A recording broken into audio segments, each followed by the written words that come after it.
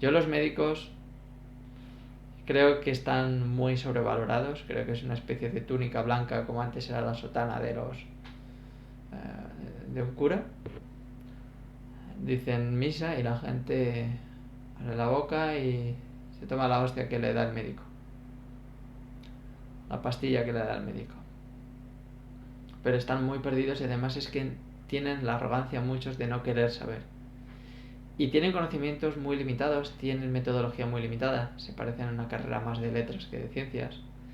Utilizan la memoria, no utilizan la lógica, no hacen cross-checking, es decir, si uno dice A, los otros no comprueban que sea A, es A y punto.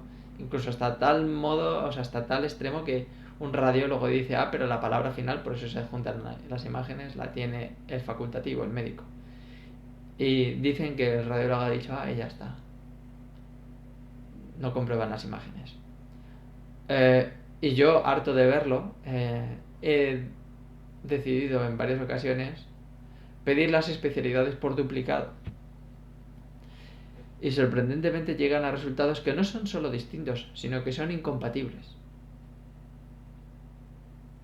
Un ejemplo es un angiólogo que decía que tenía todo velocimetría perfecta y el otro me decía que tenía una velocimetría fatal, que tengo todo estrangulado en la mesentérica, en el hiato aórtico de la, pues eso, ¿no? El diafragma con la aorta. Y el otro que no tenía nada, que todo bien. Y ambos me dicen que eso no puede cambiar, esa configuración, que es la que es y punto. Que hay que operar o no hay que operar, pero que no puede cambiar de la noche a la mañana. Vuelvo al primero, porque fui a B, vuelvo a para decirle, oye, A y B no coincidís hasta tal punto que sois incongruentes. Y de sus respuestas, alguien de los dos lo ha hecho mal. Digo, bueno, pues vamos a descartar, a comprobar. No, no, yo ya te la he hecho. Bueno, quería hacer una pequeña aclaración de todo esto. A ver, esta prueba es una prueba muy sencilla, es una ecodoppler, ¿vale? Es un gel, es una ecografía para ver la velocimetría y entonces si sale mal, pues sí, lo suyo es descartarlo o confirmarlo con un AngioTAC, que es una prueba que, bueno, no es invasiva, pero sí que lo es desde el punto de vista de radiación, son como 1000 placas de tórax y hay que reservar la sala, hay que hacer un postproceso, o sea, son muchos recursos. Entonces, si hay dos versiones de la prueba del ecodoppler, la tuya, la del doctor inicial, la del doctor A, doctor malo, decía que estaba mal, pasan 4 meses y sale que estoy perfectamente y además que se ve todo muy bien, pues claro, vuelvo al A y le digo, oye, es que son incompatibles, decíais que esta configuración es la que es y no puede variar, que es inmutable salvo hacer una operación y sin embargo salen totalmente distintas. Entonces él me dice que depende de la posición, que no sé qué, que no sé cuántos. Ángulo en el que estás colocando la sonda para medir la velocidad. Las velocidades de la sangre las calcula la máquina en función de una serie de parámetros, senos, cosenos, etcétera, de ángulos, y esta velocidad varía mucho si lo pones así, se pone así. O sea, que quiere decir El explorador dependiente. Sí, pero de 390 a 160 quiere decir que no es fiable esa medida. Quiere decir que o bien me he equivocado yo, o bien se ha equivocado el doctor Lafayette, o bien el doctor Lafayette no está explorado en la misma posición anatómica, en el mismo momento respiratorio que yo. Me puedo decir que no lo puedo asegurar. Claro, claro, sí. Total, que si yo le digo, bueno, sí, dependerá de todo eso, pero el otro hombre también me ha hecho expiración forzada, inspiración, variando la posición, etcétera, y además es una variación que no es ligera, es que es completamente distinta, entonces no sería lo suyo hacer un descarte con esta prueba que se hace en un minuto antes de meternos en un angiotac e hincharme a radiación.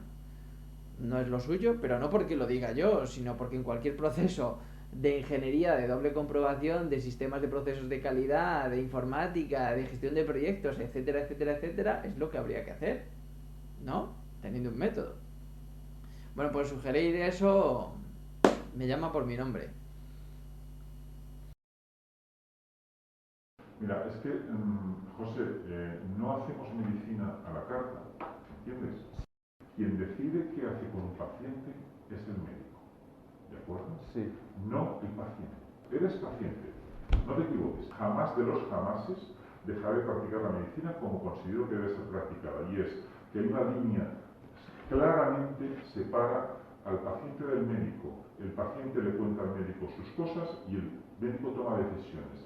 En ningún caso el médico hace exploraciones o hace procedimientos porque el paciente se lo pida o considere que debe hacerlas.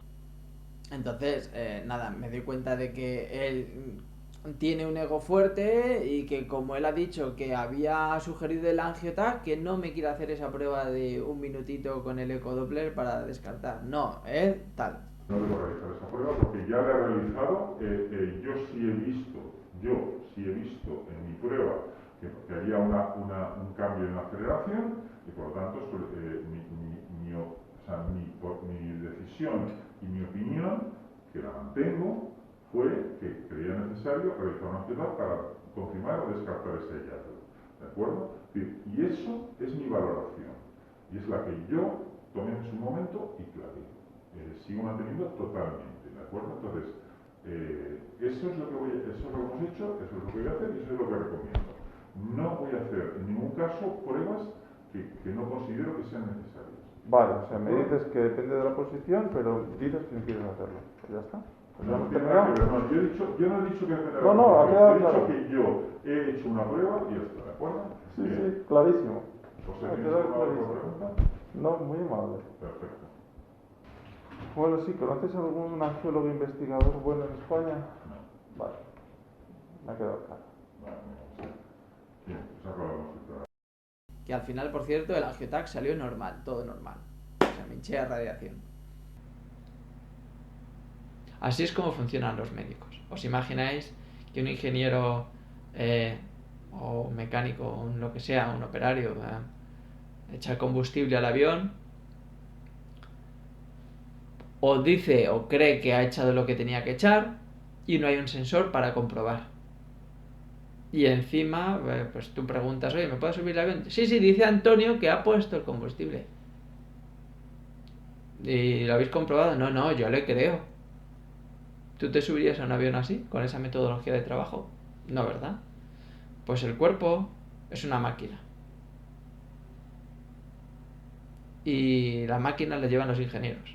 Y bueno, esto es un poco como lo que os comenté de las personas que no pueden tomar Sintrón u otros fármacos cardiológicos y ya ha tenido un infarto, por ejemplo, pues que ni contemplen que la Diro o la aspirina pueda servir para ciertos beneficios cardiológicos, ¿no? O sea, hay algunas personas que he nombrado, la doctora Aguilera, que es cardióloga, la neumóloga Comeche y su jefe igual, que no tenían ni idea de esto, que es algo bastante básico, ¿no? Que no tiene ningún poder antiagregante, anticoagulante, que no, porque al final, aunque antiagregues, estás evitando coágulos ulteriormente, o sea que no, que es solamente analgésico y antiinflamatorio. Y luego hay otras personas que, además de la casualidad de que yo considero que son personas bastante competentes, una cardióloga, un par de inmunólogos, una neuróloga incluso, o sea, otras personas con las que he hablado que dicen, pues es que eso es de... Sí, o sea, eso es algo primario, es de primero de carrera, o sea... Pues con esas cosas te encuentras, ¿no? Que hay personas que saben unas cosas, otras que no, incluso cosas básicas. Eso es el mundo médico, ¿no? Que cuando uno lo ve desde fuera y nunca ha tenido que lidiar profundamente con eso, pues piensa que las personas de bata blanca funcionan muy bien y que son como en la serie de House, pero... o en The Good Doctor, pero... en absoluto, no funciona en absoluto así, es un caos, una falta de distribución de conocimientos, de modus operandi de trabajo, de todo. En ingeniería, cuando vas a hacer algo específico, hay un manual que te dice exactamente qué es lo que hay que hacer, para qué condiciones y para qué casuísticas en una maquinaria concreta. Si yo me voy a uno de China y le digo, es el informe ATP 20400, él sabe exactamente lo mismo que yo, porque estamos referidos a un conocimiento que es referenciable, que está en una base de datos.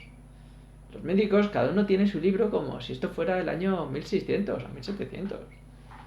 Están completamente obsoletos, no tienen un conocimiento centralizado, no tienen un diagrama macro universal para proceder. Es un desastre. Bueno, así como otras cuestiones, como por ejemplo disciplinas como matemáticas, ingeniería, física, informática, big data, un montón de disciplinas que son imprescindibles hoy en día para entender el comportamiento y el funcionamiento del cuerpo humano como máquina complejísima que es. Entonces los médicos actualmente quedan relegados, deberían quedar relegados a tareas más operarias, más auxiliares, ¿no? Es decir, la ingeniería médica, como yo la entiendo, además de tener capacidad prescriptiva y facultativa, da instrucciones o pautas para cómo los médicos deben proceder y estos a su vez, si necesitan tareas auxiliares, pues valerse de la enfermería. Así es como debería ser en el futuro y en el presente ya la ingeniería médica, el funcionamiento del mundo médico.